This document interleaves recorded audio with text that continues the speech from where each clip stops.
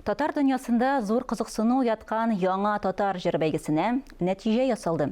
Татарстан Республикасы Президенты Рөстәм Миңнеханов, Татарстан Хөкүмәте Мәдәният министрлыгы ярдәме белән Рәшид Вахапов исемендәге Татар мәдәнияте фонды үткәргән конкурсның йомгаклау тантанасыннан хәбәрчеләребез репортажы. Гала-концерт барышында 2 дистәдән артык катнашучы бүләкләнде. Тантананы Татар телен саклау һәм үстерү мәсьәләләре комиссиясе рәисе Марат Әхмәтов ачып җибәрде.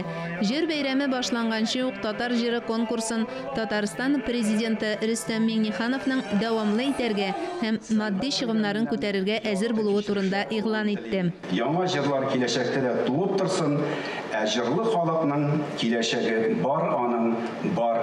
Рөстәм Миңнеханов. Шәшәк эзләсәң, шәшәк табасың, чүп эзләсәң, чүп табасың. Яңа татар җыры дигән матур башлангычның да чәчәкләрен бергәләп үстереп, җимешләрен дә бергәләп татырга ясын дигән иде конкурсның төп оештыручысы Рифат Фәттахов. Biz bugün en әйбәт җырларны, en әйбәт хезмәтләрне билгеләп үтәчәкбез. Алар хәтта 14 кенә түгел без уйлаганча 28 җырны без тәкъдим итәбез.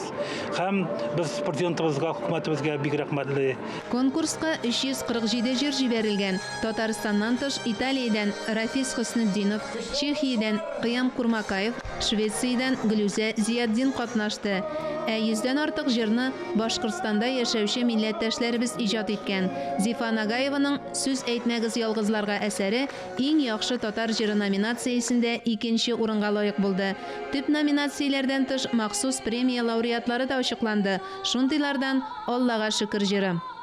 Biz bugün яңа җырларның беренче башкаручылары, әмма шуңа күрә бик дулкынланабыз һәм инде тырышабыз җиренә җиткереп тамашачыларга җиткергән җырларны һәм инде Аллага тапшырдык. Аллага шөкер җыры белән концертыбызны башлап җибәрәбез. Иң яхшы татар җыры дип Татар алга җыры игълан ителде. Авторлары Артур Исламов, Булат Ибраһимов.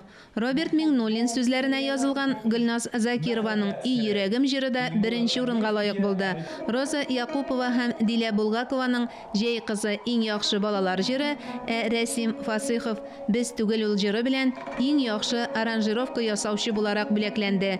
Мөршидә Җиһан, Фәннур Хәсәнов, Ирек Хәмидуллин, Татарстан яңалыклары.